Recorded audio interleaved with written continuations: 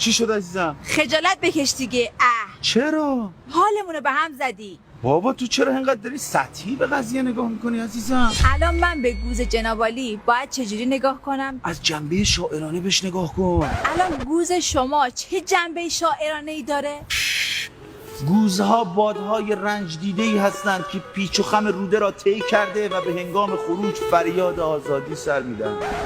وای تا حالا از این زاویه به گوزت نگاه نکرده بودم. چقدر رمانتیک، چقدر هدفمند، چقدر عاشقانه. بله، تمام احساسات من در این گوز خلاصه میشه که اونم تقدیم با عشق.